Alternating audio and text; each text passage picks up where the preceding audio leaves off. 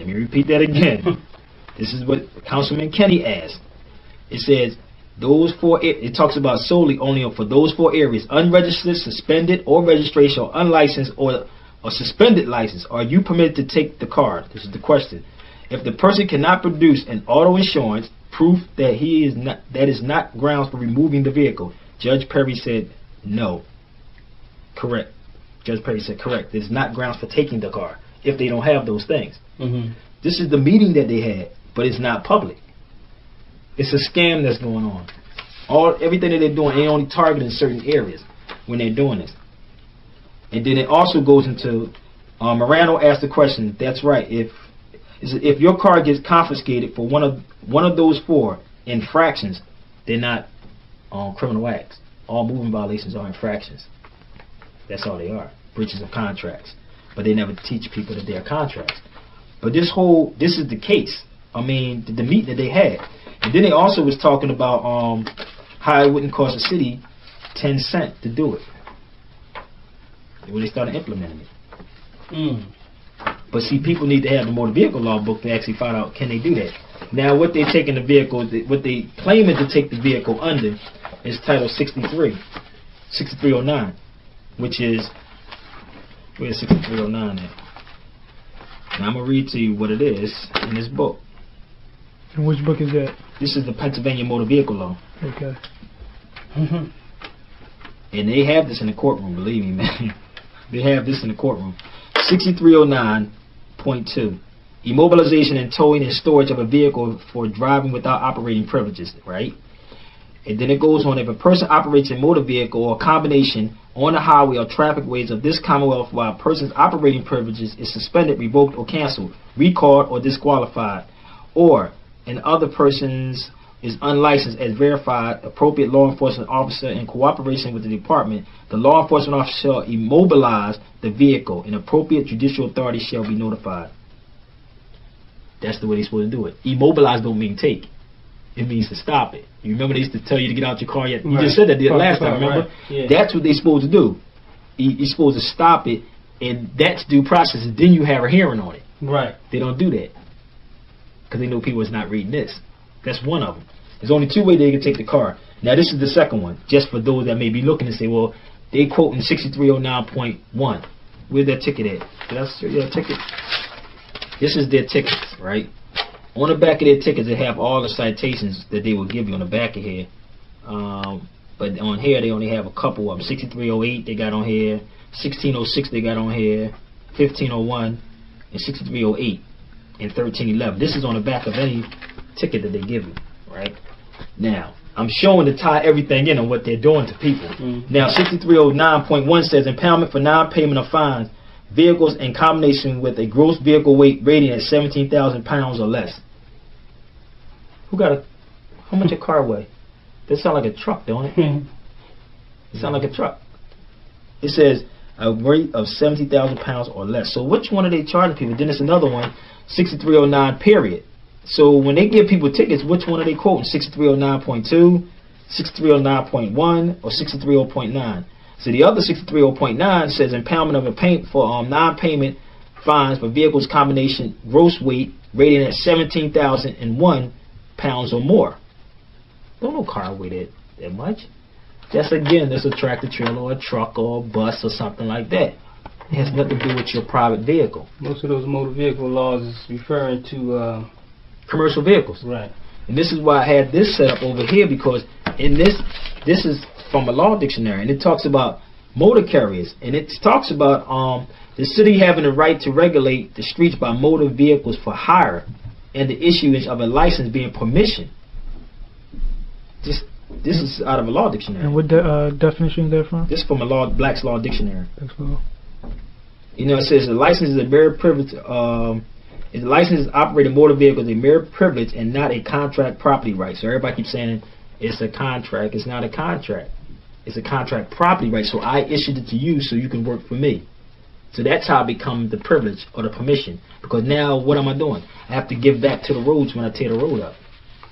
So that's why you pay the tax. So you know the license is nothing but a tax. So now if I'm using the road to tear up the road, I have to give something back to the city because of that weight.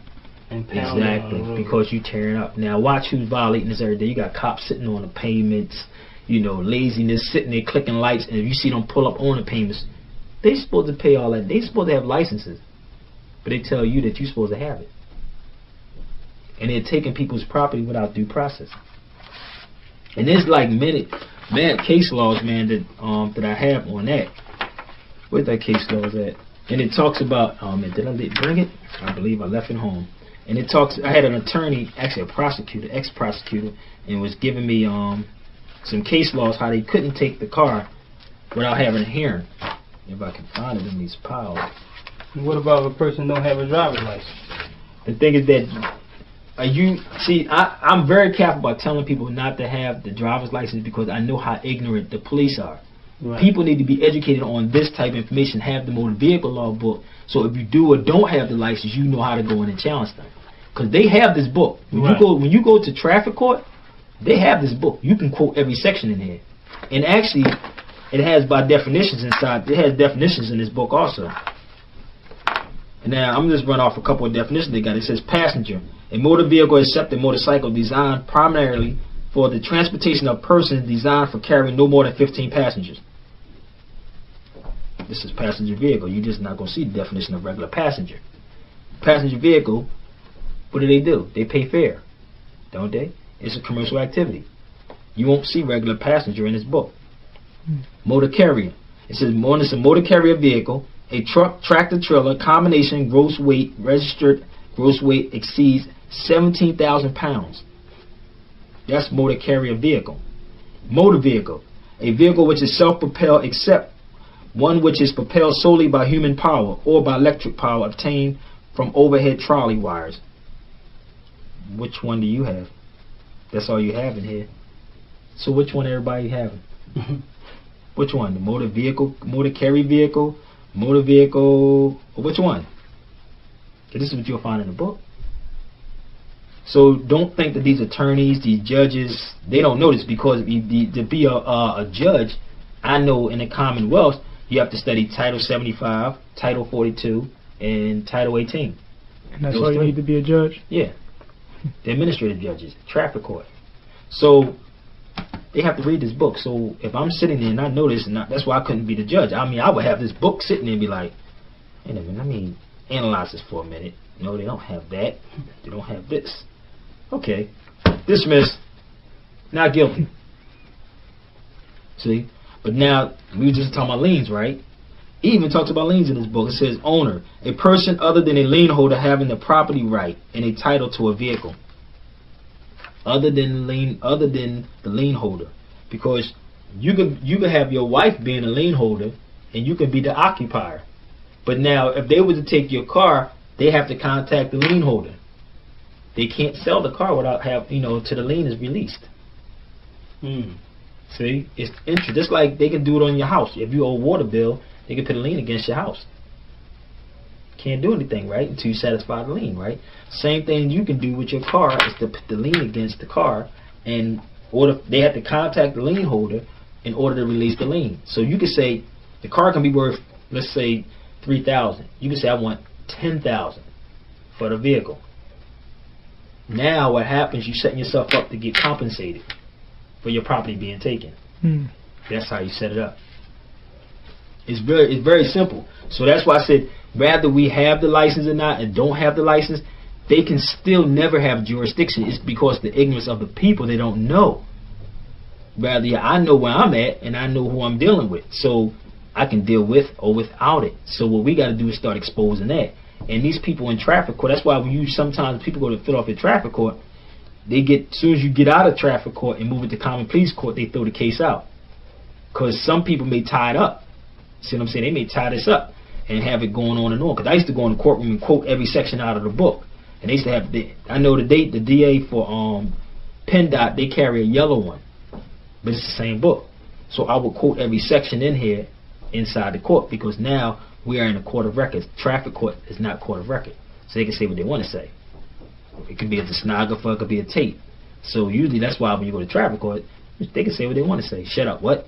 Guilty. So when you go in there, say, I want an appeal. I don't even want to be in here. I want an appeal. I want to get it moved to commonplace court.